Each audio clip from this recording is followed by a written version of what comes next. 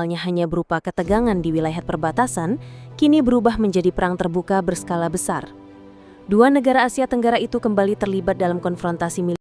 Pemirsa, bentrokan terus berlanjut di sepanjang perbatasan Kamboja dan Thailand. Rudal milik tentara kerajaan Kamboja terus diluncurkan hingga dini hari tadi. Beredar video di media sosial yang menunjukkan warga Thailand di Provinsi Sorin dekat perbatasan Kamboja berlari di tengah bentrokan mematikan tersebut.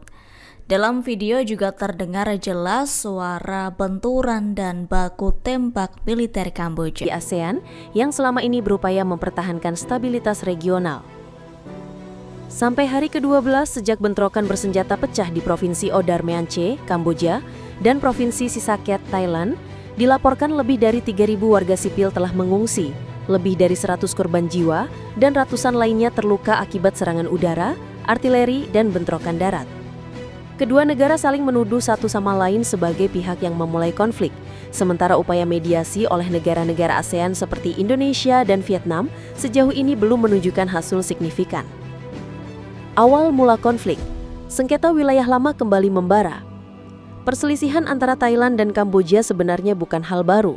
Kedua negara telah lama bersengketa atas wilayah perbatasan di sekitar Kompleks Candi Prehavihear, situs warisan dunia UNESCO yang terletak di perbatasan Pegunungan Dangkrek. Meskipun Mahkamah Internasional ICJ pada tahun 1962 memutuskan bahwa candi itu berada dalam wilayah Kamboja, sebagian kawasan di sekitarnya tetap menjadi wilayah abu-abu. Beberapa kali konflik kecil sempat terjadi pada 2008, 2011, dan 2021, namun semuanya dapat diredam melalui diplomasi. Sayangnya, pada awal Juli 2025, situasi kembali memanas setelah pasukan perbatasan Thailand disebut memasuki wilayah yang diklaim Kamboja dan membangun pos militer semi-permanen. Kamboja menuduh tindakan itu sebagai pelanggaran kedaulatan terang-terangan, sementara pihak militer Thailand berdalih bahwa pembangunan pos dilakukan di wilayah mereka sendiri. Ketegangan pun melonjak ketika pada 15 Juli 2025 terjadi insiden penembakan terhadap konvoi militer Kamboja yang diduga dilakukan oleh drone bersenjata dari Thailand. Kamboja membalas dengan menembakkan artileri ke pos Thailand. Sejak saat itu, konflik berkembang menjadi pertempuran terbuka. Pertempuran darat dan udara, situasi semakin tak terkendali. Mulai 18 Juli 2025, kedua negara mengerahkan pasukan berskala besar ke perbatasan. Militer Thailand melibatkan sekitar 25.000 personil dari Angkatan Darat, sementara Kamboja mengerahkan lebih dari 15.000 pasukan. Serangan artileri, drone bersenjata, dan jet tempur dilaporkan aktif digunakan di sepanjang garis demarkasi. Saksi mata dari desa perbatasan Kamboja menyebutkan, "Kami tidak pernah melihat sesuatu seperti ini.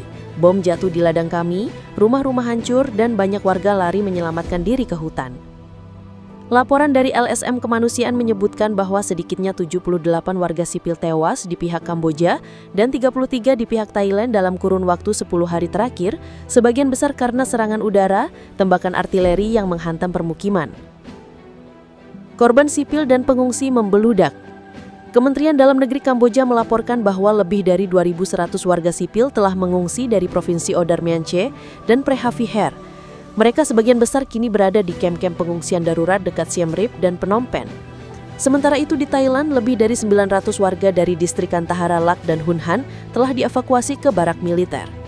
LSM internasional seperti Red Cross, Save the Children, dan UNHCR mulai masuk ke zona konflik dan memperingatkan resiko bencana kemanusiaan. Kurangnya pasokan makanan, air bersih, dan obat-obatan mulai dilaporkan